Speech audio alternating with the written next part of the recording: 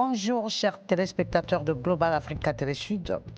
Bienvenue dans votre émission Tumulte. Aujourd'hui, nous continuons notre série sur le calendrier électoral des pays comme la Guinée, Conakry, le Sénégal, la Côte d'Ivoire ou du Gabon, des législatives au présidentiel fin 2024 et 2026 sont des temps d'espoir électoral. Est-ce qu'au bout de ces espoirs, les peuples de ces pays seront comblés? Les espoirs de ces pays, des peuples de ces pays seront-ils comblés? Pour en parler sur notre plateau, donc, je reçois Amadou Camara, qui est le président de COAG. C'est le consortium d'ONG et associations de Guinée, et Afizouba. Il est du UFDG France, donc le parti de Cellou Dalein Diallo. Je rappelle que Amadou Camara est de la société civile, mais avec une idéologie proche de celui de Doumbouya. À quand les élections en Guinée? Les élections, le Premier ministre Bahouri l'avait évoqué récemment, à partir de la fin d'année, nous allons procéder au référendum. Et c'est ce référendum qui va ouvrir le bal d'élections en Guinée. Après le référendum, il y aura le bal, mais est-ce que c'est une transition que vous trouvez, avec la durée que cela a pris, parce que la période de transition est définie comme une période courte? Et qu'est-ce que vous pensez donc d'un calendrier électoral encore illisible? Très bien. Écoutez, pour nous, avant d'aller aux élections, il y a un préalable. Vous savez que le peuple de Guinée, après le 5 septembre, était enthousiasmé par le discours du général Mamadi. Ce discours avait vraiment satisfait beaucoup de Guinéens. Oui, mais allons-y un peu vite. Le rythme par rapport au temps qui nous a imparti. Oui. Si vous continuez avec ce rythme, on n'aura pas assez de temps. Oui, on n'aura pas. Si nous allons dans le vif du sujet au lieu de... On va aller au vif du sujet. Oui, oui. Donc, c'est pour vous dire que pour aller aux élections, on a un préalable d'abord. Et il faut encore aplanir les tensions qui existent dans ce pays. Et il y a beaucoup de choses à faire avant d'aller aux élections. Aujourd'hui, on veut aller aux élections. Nous n'avons même pas de constitution en place. Nous n'avons qu'un avant-projet de constitution. Et vous savez, bien sûr, qu'on n'a même pas encore le code électoral. Et le CNRD avait prévu d'aller aux élections en commençant de la base au sommet. Et si j'ai entendu messieurs dire tout à l'heure que le Premier ministre a déroulé la dernière fois un calendrier électoral, qu'on va aller au référendum et ensuite aller aux élections présidentielles. Ce n'est pas ce que le CNRD avait prévu au départ. Alors, en quoi expliquez-vous alors ce changement de calendrier qui ressemble, somme toute, avec ces pays-là qui, depuis un moment, on a vu des militaires arriver au pouvoir, mais qui semblent imposer un rythme qui ne correspond pas au rythme précédent, où quand on avait quand même des périodes électorales respectées, même si au bout le peuple n'était pas satisfait parce que arrivait ou s'accrochait au pouvoir le candidat qu'il n'avait pas sollicité. Mais il y avait un calendrier électoral précis. Alors, d'abord, il faut se poser la question fondamentale de savoir où on veut amener la Guinée après 2 tentatives de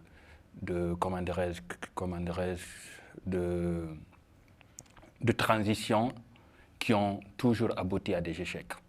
Nous savons que la transition de 92, là où ça nous a menés, nous constatons aussi la transition de 2009, la problématique que ça a donnée, et on a pu élire un président qui malheureusement a été une déception totale.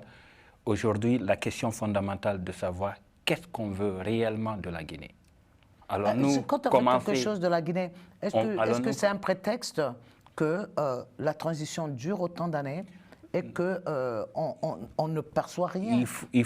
Moi je pense qu'il faudrait résoudre certains nombres de problèmes en Guinée avant de toutefois procéder aux élections. Et ces problèmes, je pense, suivent un processus normal dans la mesure où aujourd'hui nous sommes dans une phase de consultation en termes de constitution. Le CNT a déjà eu à faire un travail de pré-constitution qui est en consultation, qui suit son chemin. Et déjà, le gouvernement a essayé de décliner le référendum, qui est un processus normal, parce qu'il ne faudrait pas qu'on revienne comme en 2009, où on a promulgué la Constitution et que la Constitution n'a jamais été soumise à un référendum. Par la suite, ça a donné une légitimité au président Alpha Condé de tripatouiller cette Constitution.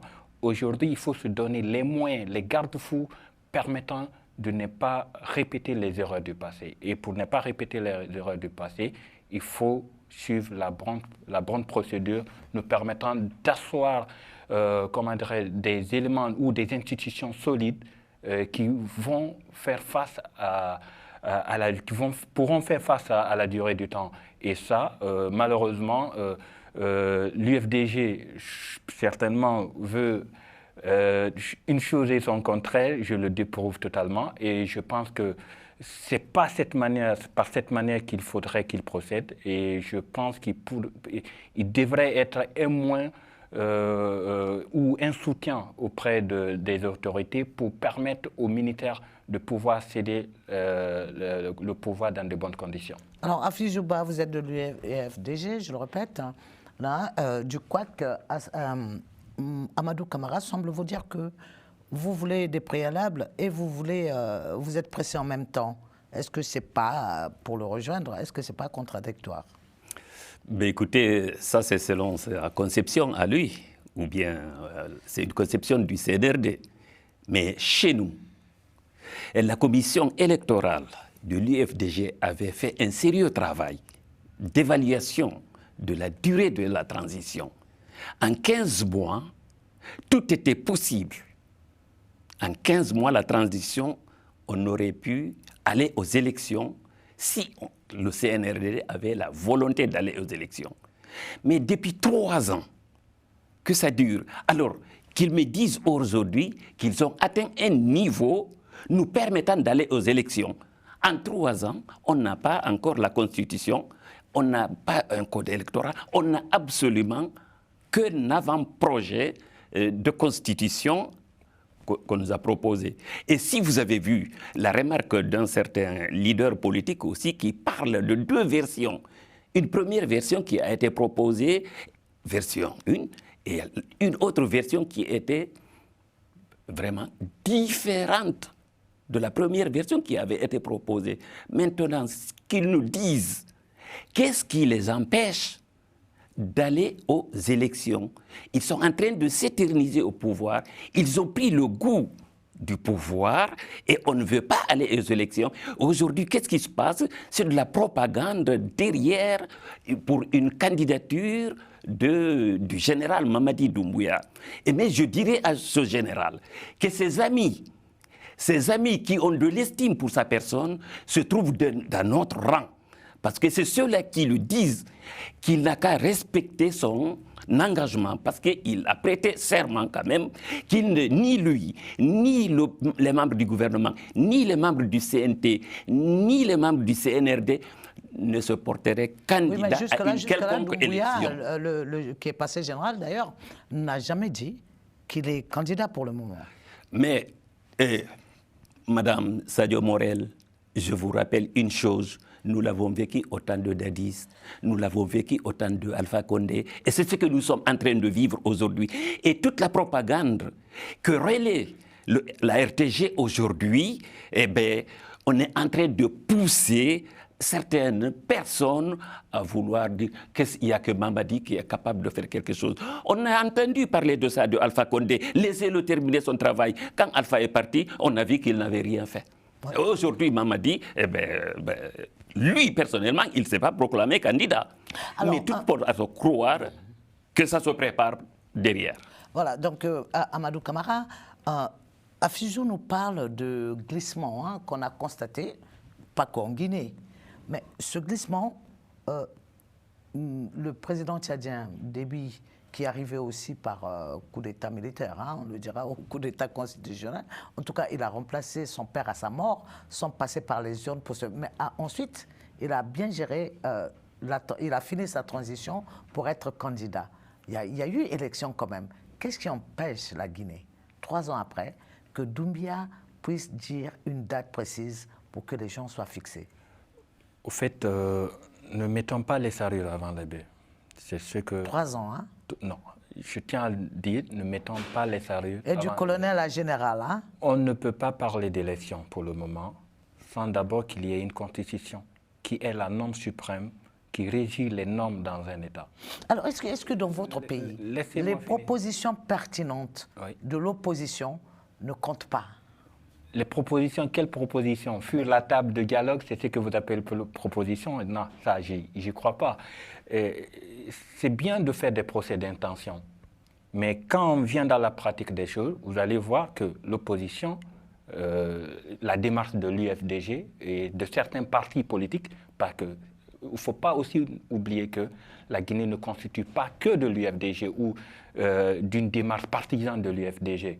Il y a d'autres partis politiques qui sont au niveau de la table de dialogue, qui font des propositions et ces propositions ont toujours été prises en compte. Pour preuve, actuellement, nous avons déjà une constitution qui a été soumise en consultation, ou qui suit son processus normal, et nous aurons un référendum à la fin de l'année 2024.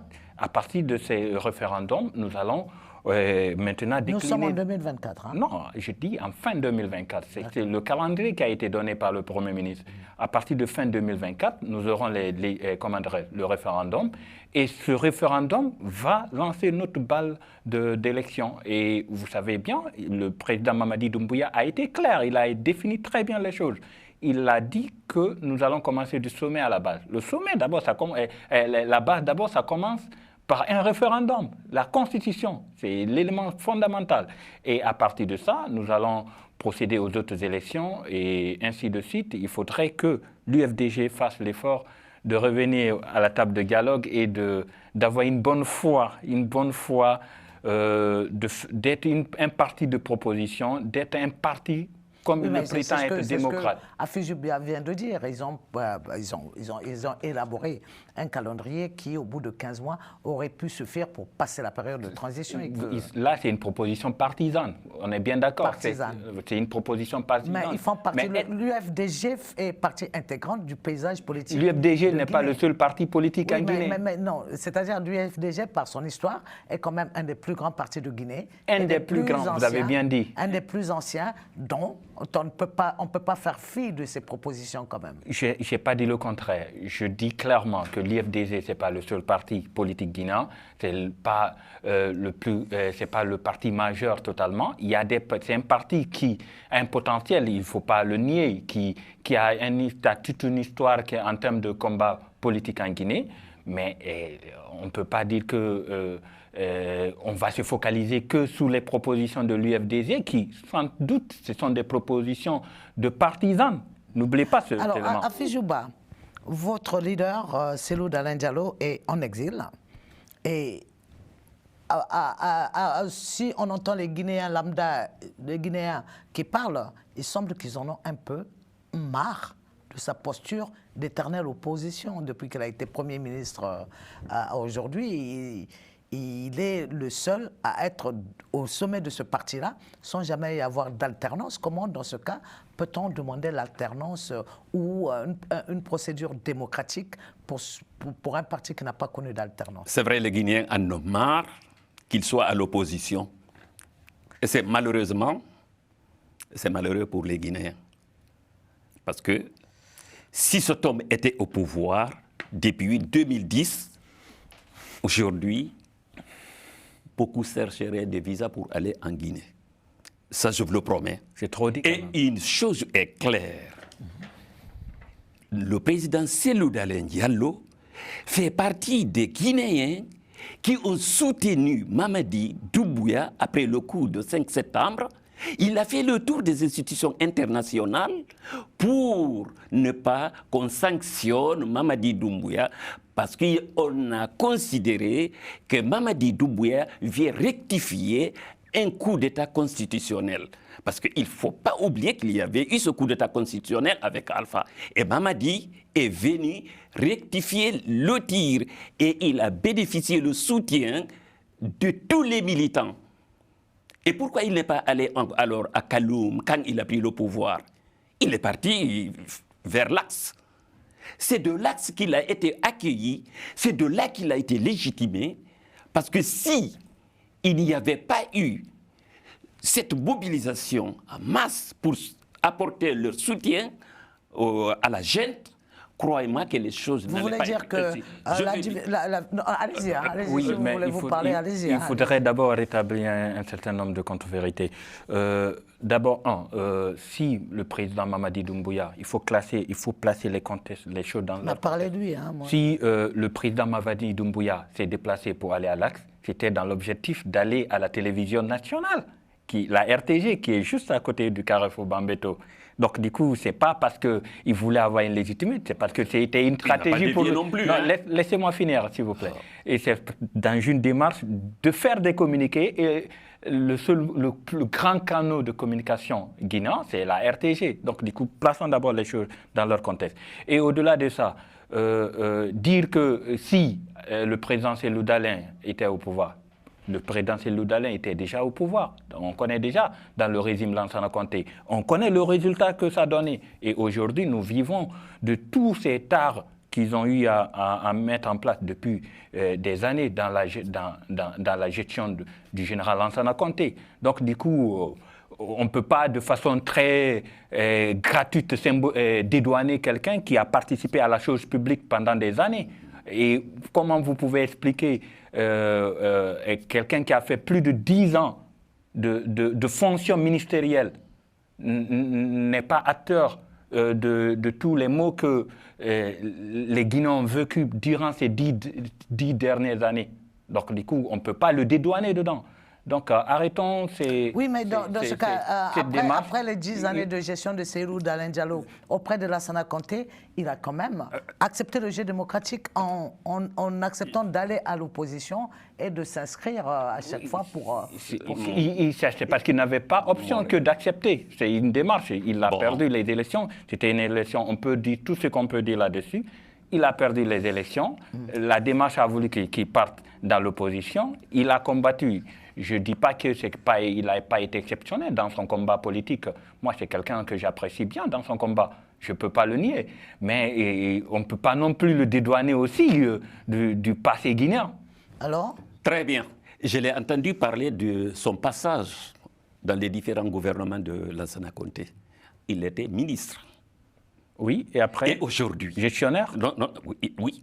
Et aujourd'hui, s'il y a encore des désenclavements entre les différentes préfectures, c'est grâce à ses travaux, à lui, quand il était ministre des Travaux publics. N'oubliez pas qu'il a supprimé les bacs entre Conakry, vers Bofa, Boké, là-bas, et en Haute-Guinée, les ponts qu'il a réalisés. Aujourd'hui, tous ces ouvrages qu'il avait réalisés sont fonctionnels. Si la Guinée est désenclavée, dites merci à Cellou Dalein Diallo qui a pu le faire pendant qu'il était ministre. Et quand vous parlez, excusez-moi du terme, quand vous parlez des élections, El Cellou Dalein n'a jamais perdu des élections en Guinée. Oui, il a toujours gagné. Pour un parti qui fait du démocratique, et là je suis choqué. Je suis tellement vraiment choqué. Hein. Oui, vous pouvez être choqué parce que c'est une réalité qui choque. Pourtant, vous avez accepté, vous avez eu à candidater à cette démarche. Et je vous ai donné, laissez votre temps de parole. Laissez-moi. Il a gagné toujours aux urnes. Quelques secondes, parce que c'est la fin de... Il a toujours gagné aux urnes. Quelle est cette preuve? Vous avez quoi pour justifier cela? La preuve, nous les avons toujours eues. Les preuves. Oui, mais vous n'avez jamais brandi les preuves. Non. C'est que la justice était sous ordre. Ah non. Voilà. Et il a accepté, vous savez, bien sûr, comme tout le monde, il a accepté les résultats de 2010 pour épargner la Guinée. Monsieur Ba, sincèrement, vous dites les choses et son contraire. Non.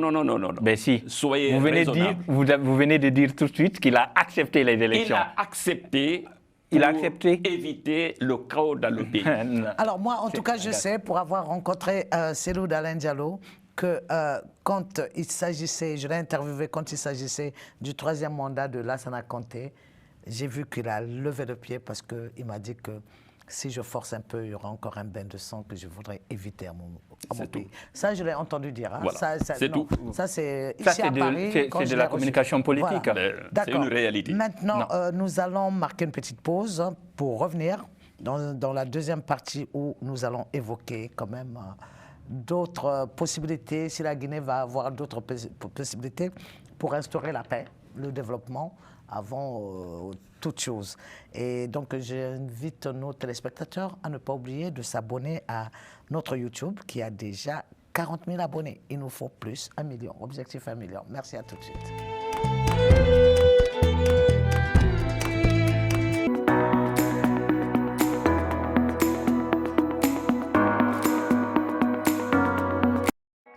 Bienvenue dans l'univers de Noah Cosmetics.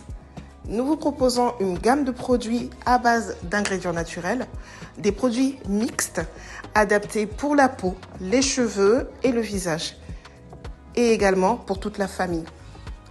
Nous avons également une chaîne YouTube où nous recevons des professionnels et des passionnés du domaine du bien-être et de la bienveillance avec qui nous partageons leurs précieuses connaissances. Rejoignez-nous sur tous nos réseaux.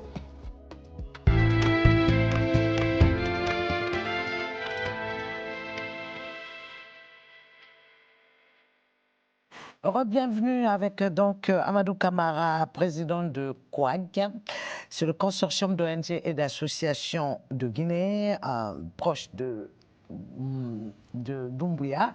Et Afijouba, il est de l'opposition du parti de Cellou Dalein Diallo. Et donc, il est de l'UFDG France. Alors, Afijou, la corruption a toujours émaillé la vie de la Guinée. Et la maison de Cellou Dalein Diallo lui a été arrachée au motif que c'est une maison qu'il a acquise illégalement. Dans cette partie, je voudrais qu'on aborde les difficultés que connaissent la Guinée aujourd'hui entre corruption, entre manque d'énergie, des catastrophes que la Guinée a subies en dehors des catastrophes naturelles. Est-ce qu'il y a possibilité de se dire que c'est le moment d'aller aux élections? Les peuples du Sahel le disent, hein, qu'il y a tellement trop de problèmes qu'il faut les régler d'abord avant d'y aller.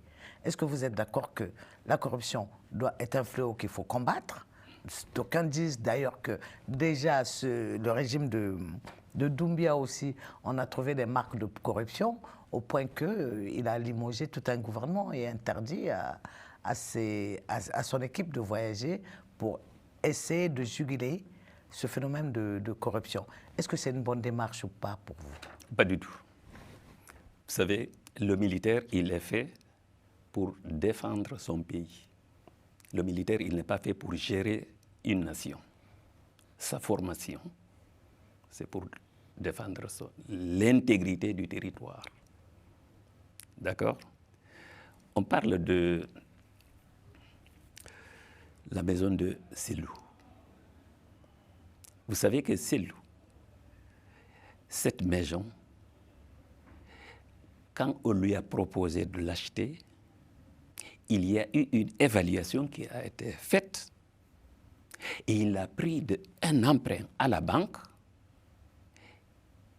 Il a acheté cette maison. Oui, d'accord. Maintenant, je voudrais qu'on parle des problèmes de la corruption. Mettons ça maintenant de côté, mais la vie politique guinéenne est émaillée de violence également. Alors, la violence... manque de ressources aussi pour les populations qui peinent entre catastrophes naturelles et catastrophes qui sont provoquées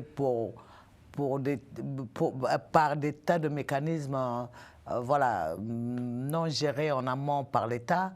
Est-ce qu'on n'est pas en droit de se dire que, comme les pays du Sahel, il faut attendre de régler tout ça avant de passer aux élections? Mais écoutez, pour aller aux élections, eux, ils n'avaient rien à faire. Ils ne doivent pas régler ça. Ce n'est pas leur problème.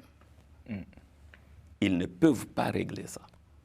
Parce que ce sont des acteurs aujourd'hui de la corruption, le détournement des deniers publics. En Guinée aujourd'hui, croyez-moi que les maisons poussent, des immeubles poussent comme des champignons dans Conakry. Et il n'y a même pas de route. Alors là, c'est grave. Pas de route. Et les accidents, c'est tous les jours, à longueur de journée. C'est l'état des routes qui fait qu'il y a souvent des accidents qu'on pouvait franchement éviter.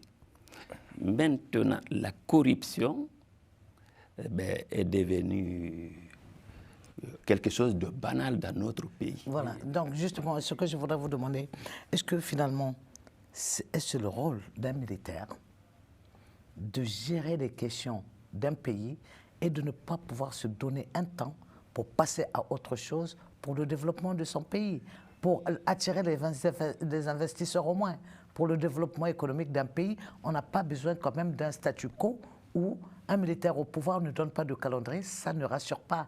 Est-ce que finalement... Madame Morel, je vous entends et je voudrais encore revenir sur la question fondamentale qu'on s'est posée. Qu'est-ce qu'on veut réellement de la Guinée? On veut reprendre les travers du passé. Laissez-moi finir, laissez-moi finir s'il vous plaît, vous allez voir. Et je vois encore, je tiens à constater que ça fait longtemps que M. Ba n'est pas allé en Guinée. Ah non, il revient.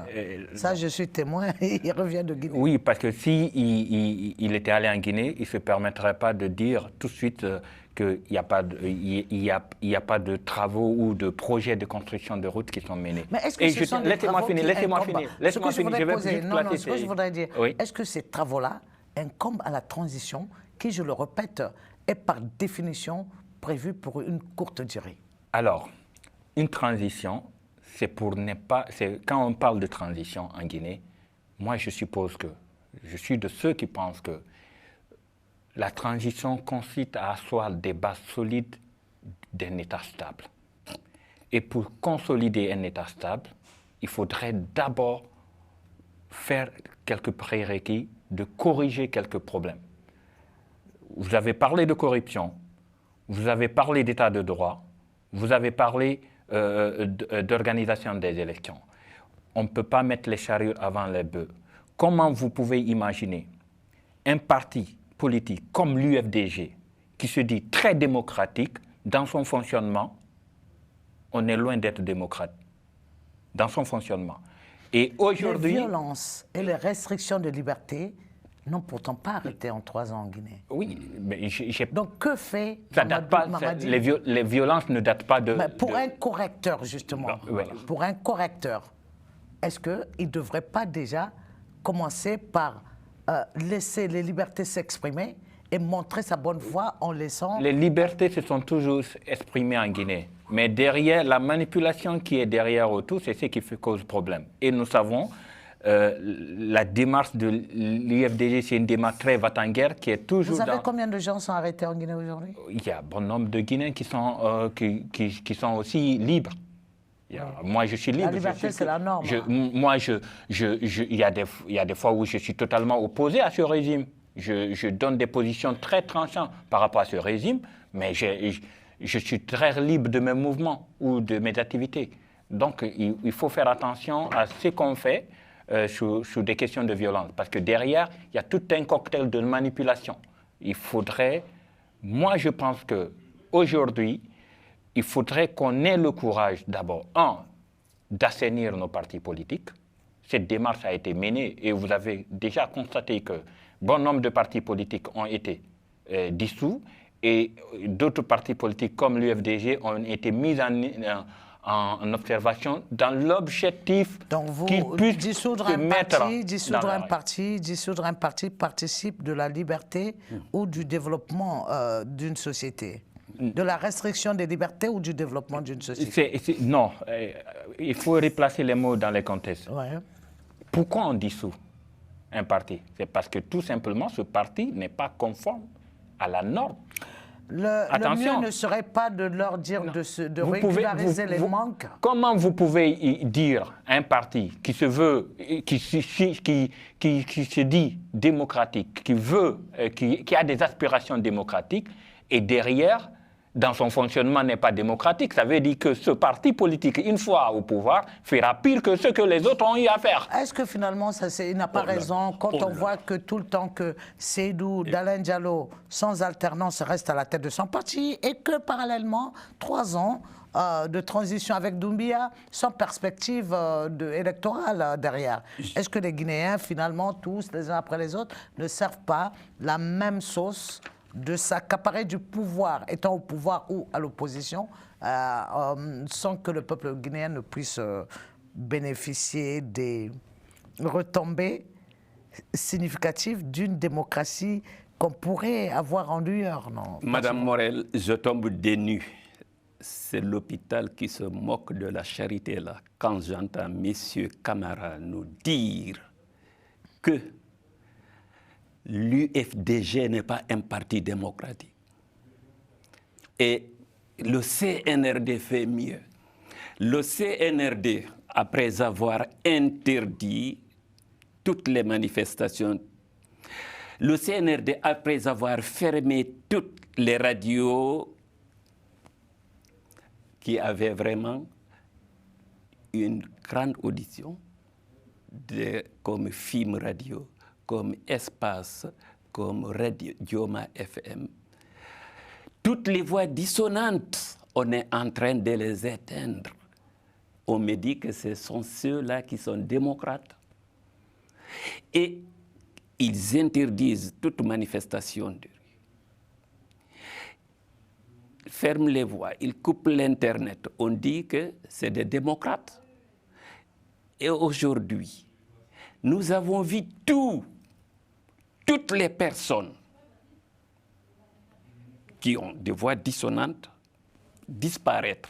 Le numéro 2 du CNRD, il est passé où? Sadiba Koulibaly. Il paraît que ce monsieur voulait le retour à l'ordre constitutionnel de la Guinée. Il a été arrêté, torturé. Quelques jours après, on a rendu son corps à ses parents. Et aujourd'hui, Fonike Mengue et Biloba, qui s'apprêtaient à mener des manifestations effectivement pour la fermeture des radios, ces gens-là ont été arrêtés par la gendarmerie et des agents des forces spéciales. Et jusqu'aujourd'hui, ni leurs avocats, ni leurs familles ne savent où ils sont détenus. Et on a vu le docteur Mohamed Dioubate, qui a été accusé d'avoir incendié l'effigie du général Doumbouya, et son corps a été rendu à sa famille quelques jours après son arrestation. On a vu le colonel Célestin Guilivogui, qui a été arrêté dans son bureau par des gendarmes. Un an après, on lui rend le corps à sa famille. Ouais. Et on me dit que ce sont des démocrates, ces gens-là, c'est des démocrates. Ouais. C'est ceux-là qui veulent explorer la démocratie en Guinée. À cette scène peint par Afijou, j'arrive. Comment peut-on percevoir, comment peut-on voir un quelconque intéressement des investisseurs dans ce pays-là qui en a besoin? Parce qu'il faut que l'économie tourne pour les populations au moins. Alors, pour vous répondre, déjà, la Guinée, dans son élan de développement économique, on voit les choses se bouger. Aujourd'hui, nous avons le plus grand projet minier au monde qui certainement dérange les partis d'opposition, parce que les voir concrétiser ce projet, forcément, n'est pas dans leurs intérêts, dans la mesure où il faut reconnaître que, en termes de gouvernance, seulement dans les infrastructures, laissez-moi finir, seulement dans les infrastructures. Kaka Déby est parti aux élections quand même. Arrivé dans les mêmes conditions quasi que Mamadou Doumbia, il est passé aux élections. Je n'ai pas dit le contraire. En Guinée, il est bien défini qu'à partir de l'année fin 2020 et 2024, nous allons déjà entamer les élections. Et parallèlement aussi, il y a une réforme qui est mise en place pour réformer les partis politiques. Et ça, ils sont bien d'accord de la démarche que le ministère, le MATAP, a eu à mener pour proposer des critères de conformité. Et aujourd'hui, même l'UFDG reconnaît qu'il répond à ce critère à hauteur de 70%, et ils doivent compléter les autres 30%. Et déjà, pour être démocratique, pour être démocrate, il faudrait déjà qu'ils commencent à travailler sur cet élan et se battre maintenant à réaliser les autres élections. Et déjà, la démocratie que vous leur exigez, est-ce que vous en percevez dans les démarches de Doumbouya? Mais c'est clair, parce que tout simplement, les partis politiques ont l'habitude de manifester une très mauvaise foi. Quand on les... Non, laissez-moi finir. En Guinée, hein. Moi, je ne suis pas là pour défendre, par exemple, les militaires. Ils ont leur propre démarche. Peut-être on peut ne pas être d'accord sur leur démarche, qui sans doute, deux fois, peut être non conventionnelle. Okay? Mais moi, je parle du processus qui va aboutir à un état de droit. Alors, voilà, c'est ce qui m'intéresse dans ce débat. Et dans ce processus, le constat qu'on peut observer, qu'il y a déjà un processus de consultation qui tend vers la fin, et nous allons, dès la fin d'année 2024, procéder au référendum, et par la suite, nous allons entamer les autres élections de la base au sommet.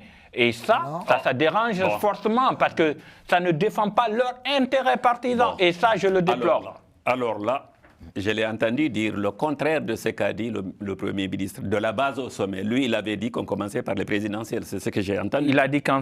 Il a dit ça tout récemment, il n'y a pas longtemps. Récemment quand? Bon, ok. La preuve? Non, la preuve, il l'a dit, tout le monde l'a entendu. Mais c'est public. C'est public, la monsieur. Seule chose qu'il a eu à dénoncer. Je l'ai entendu parler tout de suite de l'évaluation des partis politiques.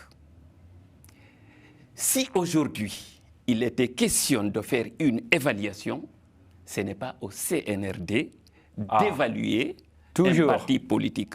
Pourquoi? Pour la simple et bonne raison, les partis politiques ne dépendent pas de l'armée. On est bien d'accord. L'armée...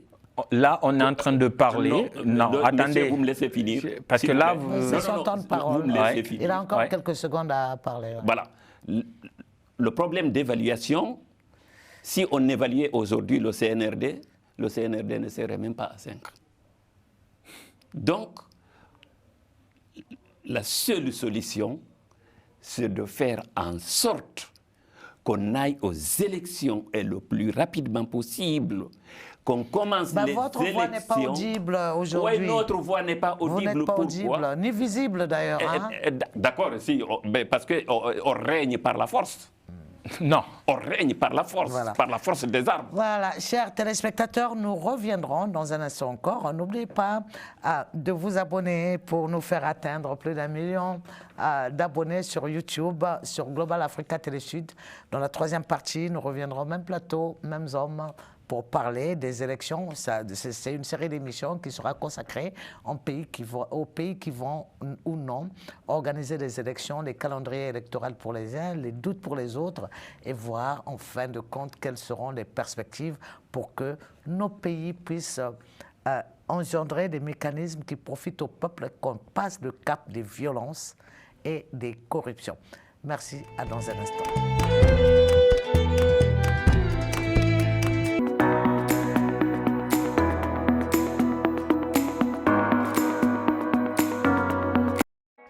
Bienvenue dans l'univers de Noah Cosmetics. Nous vous proposons une gamme de produits à base d'ingrédients naturels, des produits mixtes adaptés pour la peau, les cheveux et le visage, et également pour toute la famille. Nous avons également une chaîne YouTube où nous recevons des professionnels et des passionnés du domaine du bien-être et de la bienveillance avec qui nous partageons leurs précieuses connaissances. Rejoignez-nous sur tous nos réseaux.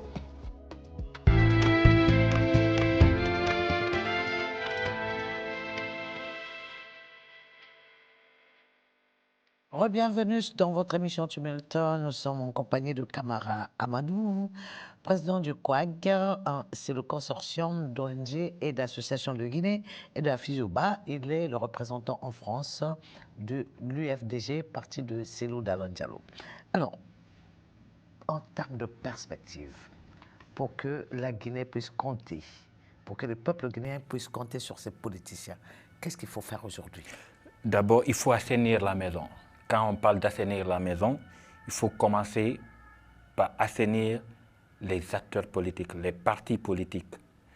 On ne peut pas prétendre la volonté d'aspirer à la démocratie, tandis que dans nos fonctionnements, on est loin d'être démocrate.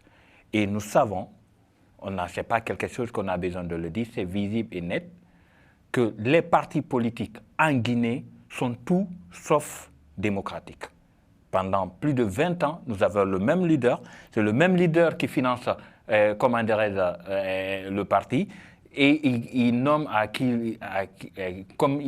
comme il veut. Et au-delà de ça, il n'y a même pas de transparence dans la gestion financière. Et ça, pour quelqu'un qui aspire à la gestion de l'État, où l'exigence est encore beaucoup plus. Non, mais là, je voudrais qu'on se focalise sur ce qui peut permettre à la Guinée... Ce qui peut permettre, d'abord, comme je vous l'ai dit, il y a la réforme des partis politiques où on a demandé aux partis politiques de se conformer à la loi. Et ça, je trouve ça salutaire et j'ose espérer que mes frères de l'UFDG vont totalement se conformer et vont remplir les 30% qui les restent à remplir pour être un parti qu'on peut dire légitimement démocratique. Et au-delà de ça, il faut aboutir à d'abord nettoyer ce pays qui a eu toujours des problèmes de corruption. Et 3 ans, ce n'est pas nécessaire à faire ce que vous décrivez tous. Pourquoi en quoi ce n'est pas nécessaire? 3 ans, ce n'est pas suffisant? C'est en cours, c'est un processus. Il y a des transitions. Par exemple, quand je vous donne le Ghana... Il faut combien de temps? 5 ans, un mandat partout ailleurs, 4 ou 4 ans, un mandat américain ou ghanéen? Le Ghana a fait sa transition en combien d'années, madame? Oui. Mais aujourd'hui, le Ghana reste l'un des pays le plus démocratiques de l'Afrique de l'Ouest. Parce que tout simplement, ils se sont donné le temps de réformer ce qui est à réformer et de mener des réformes profondes qui vont asseoir ici un État démocratique. Donc, 10 ans pour Doumbia, pour aller dans le rythme ghanéen et asseoir finalement la démocratie, l'alternance démocratique ou... Si c'est de la façon dont il gère actuellement, 100 ans après, on sera toujours au même niveau. Moi, j'aurais préféré qu'il y ait d'abord une réconciliation nationale, que les gouvernants actuels ramènent tous les fils du pays à la maison, qu'on aplanit toutes les tensions, qu'on essaye de mettre à plat tout ce qui nous divise et qu'on s'intéresse à ce qui nous unit. Et ensuite, on évacue les rancœurs qui sont incertaines, et ensuite parler franchement, prendre des engagements qu'il faut tenir évidemment. Parce que je peux vous rappeler que la Guinée n'a pas de problème de texte, la Guinée a de problèmes de personnes qui appliquent les textes. C'est un problème de personnes que nous avons en Guinée. Mais pourquoi pourtant à l'échelle internationale, Doumbia n'a pas autant de problèmes que les gérants de l'AES par exemple? Ben, tout simplement, Doumbia, peut-être, il s'est détaché de ces gens-là. Oui, mais pourquoi on parle moins de lui? Peut-être qu'il bénéficie un soutien ailleurs. Vous êtes d'avis? Toujours des prothèses d'intention. L'UFDG est connu pour ça. Moi, ce que je tiens à vous dire, que actuellement, le processus suit son chemin normal. Mais qu'est-ce que vous pouvez identifier comme quelque chose allant dans le sens de développer économiquement le pays pour que le Guinéen d'en bas, puisse se dire « je suis dans mon pays, je m'épanouis parce que j'ai une économie qui est épanouie ». Madame Morel, moi je vous invite à aller en Guinée et de voir vous-même, de toucher du doigt les réalités. ce régime, loin qu'il soit militaire, ce qu'ils ont pu faire en 2 ans, l'UFDG, en tant que ministre et autre Premier ministre, en 10 ans, n'ont pas pu le faire. C'était pas l'UFDG. C'est pas l'UFDG. Donnez-nous quelques exemples qu'on puisse en voir. termes d'infrastructure, ça c'est palpable et visible par tous les Guinéens. Ces militaires-là, quoi qu'on dise. Oui, mais en même temps, il y a eu des explosions, il y a eu le manque de carburant. Qu'est-ce qu'il faut maintenant faire pour redonner espoir aux Guinéens? Voilà, c'est déjà, la gestion qui est en train d'être menée, la politique publique qui est en train d'être menée actuellement, est en train déjà d'aboutir à des résultats exponentiels. Alors, ça, c'est visible. par exemple. Ça, c'est visible. En termes d'infrastructure, OK? En termes... Donc, on peut quitter Cancan pour Bamako en quelques heures aujourd'hui? Je vous dis aujourd'hui, c'est pour cela que j'ai posé... Bamako? Je vous dis... Cancan, Bamako, c'est pas que Cancan, Bamako, parce que vous me parlez d'un tronçon de 200 km. Oui. Moi, je vous parle d'un tronçon de 900 km. Et on connaît les difficultés. Moi, je vous parle aujourd'hui d'un tronçon de 900 km qui séparent Conakry à Bamako. Est-ce qu'on peut le faire en quelques heures? Alors, vous allez le faire en RAS, rien Est-ce n'a qu'on signalé le sur fait cette route. là en quelques heures? Je vous dis encore une fois, sur ce tronçon Conakry-Bamako, la route, elle est parfaite. D'accord. Parfaite. Ça, c'est quelque chose qu'on ne peut pas nier. Les Guinéens n'ont plus de problème. Non, leur je n'ai pas économie... dit que les Guinéens n'ont pas de problème. Non. En tout cas, il y a des problèmes, il y a beaucoup d'améliorations à faire. Tellement commercial. Non, les Guinéens parce que, attendez, c'est-à-dire, il y a Amadou Camara qui est en train de nous dire qu'aujourd'hui, en tout cas, sur l'axe Conakry-Bamako, l'agriculture guinéenne est florissante parce que la Guinée... je parle d'infrastructure. Oui, mais s'il y a des infrastructures, c'est pour qu'il y ait fluidité de marchandises, pour que le flux soit... mobilité des hommes et des marchandises. Oui. Ça veut dire que le surplus agricole de la Guinée va être plus facilement évacué sur le Mali, qui est consommateur des produits guinéens.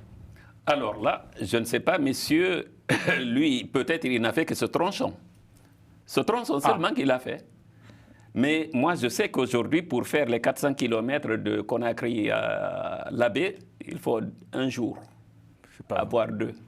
C'est une contre-vérité, monsieur. Mais ce n'est pas une contre-vérité. Écoutez, on est en face des Guinéens. Les Guinéens le verront et le Guinéen apprécie. En une journée. En journée, tu ne peux pas faire. Vous avez quitté Conakry quand? Vous avez quitté Conakry quand? J'ai quitté Conakry cette année. Ah, cette année. Oui, moi, j'ai quitté Conakry avant-hier, monsieur. D'accord, ok. Oui, mais il y a quelques semaines qu'il est rentré. De mon raisonnement.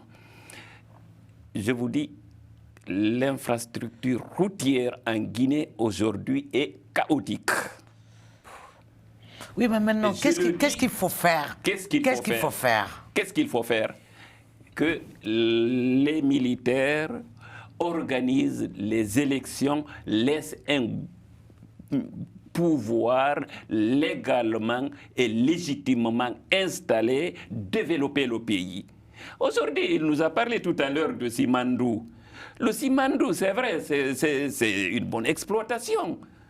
Mais aujourd'hui, l'argent de Simandou profite à qui? À l'achat de conscience. Non. Non, je suis désolé, à l'achat de conscience des Guinéens. Ça, je le dis et je le dis. Écoute, il y a des preuves à ça. C'est grave. Quand vous dites achat de conscience. C'est très grave. Oui, à l'achat de conscience, on s'en sert pour... Oui, mais sur quoi vous vous basez pour dire ça? Parce que c'est une accusation quand même. Hein. C'est une accusation qu'on dit que c'est une accusation. Ce n'est pas une accusation, c'est vérifié. Et aujourd'hui... Et si vous dites que c'est vérifié, c'est que vous avez des preuves. Vous pouvez nous brandir ces preuves quand même. On a des preuves comme quoi... Brandissez-les. Je ne vais pas le brandir ici, au studio, je suis désolé. Mais ce qui se passe aujourd'hui, les manifestations... en tout cas, Amadou se rapproche trop de Afizou ici.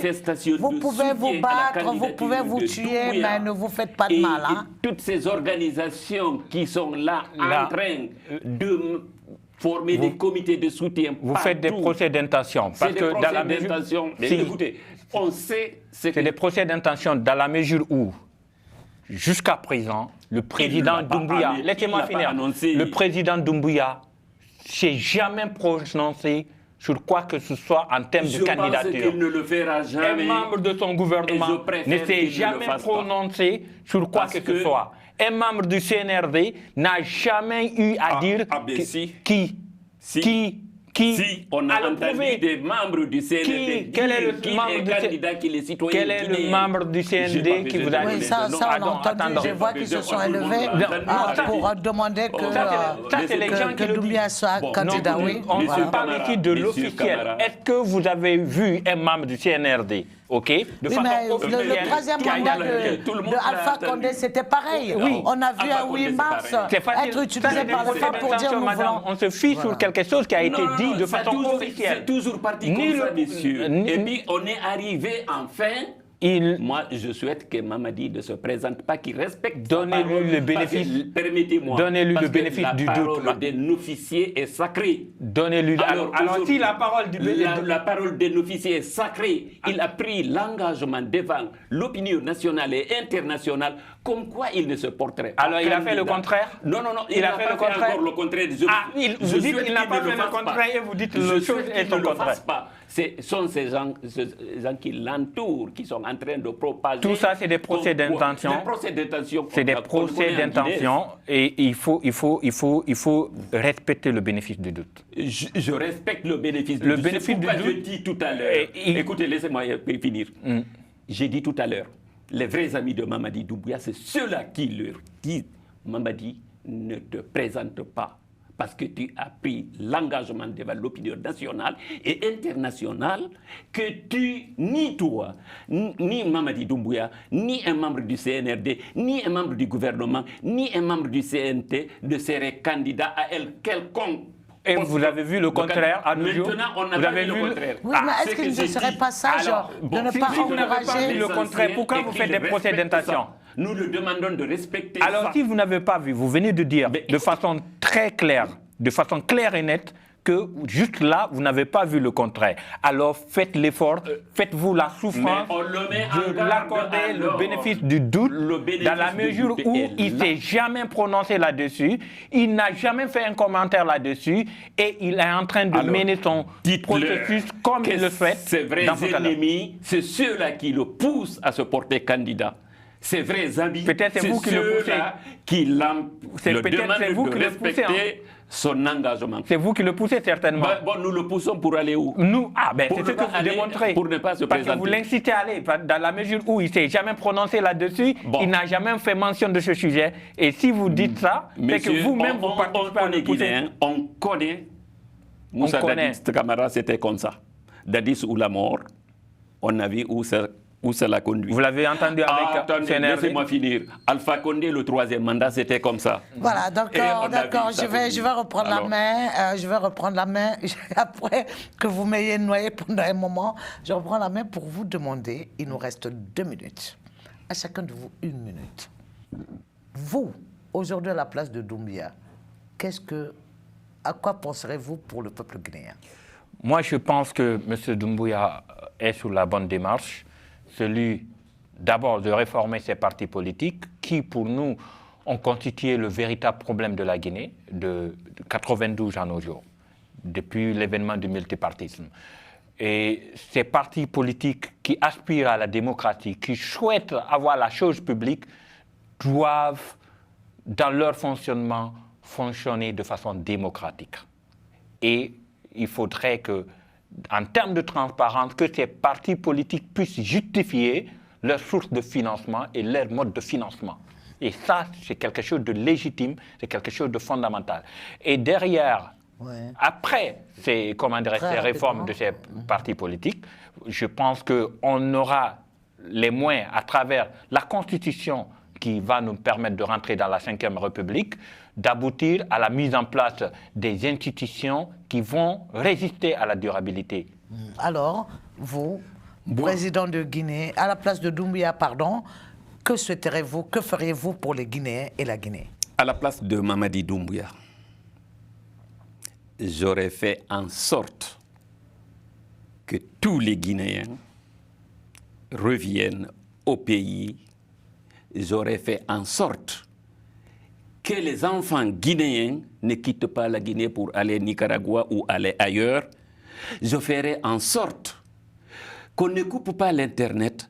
Je ferai en sorte qu'on ne coupe pas les radios. Je ferai en sorte qu'on ne dissout pas des organisations civiles. Je ferai en sorte que tous les Guinéens, où qu'ils soient fiers d'être Guinéens et revenir au pays sans avoir la crainte d'une quelconque poursuite. Et je ferai en sorte que ces kidnappings dans notre pays cessent. Je ferai en sorte que ces arrestations cessent. Je ferai en sorte que un Guinéen ne meurt pas pour des affaires politiques, qu'un militaire ne tire pas sur un enfant guinéen. Je ferai en sorte d'organiser les élections le plus rapidement possible. Merci beaucoup. Et puis rendre le pouvoir à un pouvoir civil élu. Merci beaucoup. Il faut noter que les Guinéens sont très libres de circuler.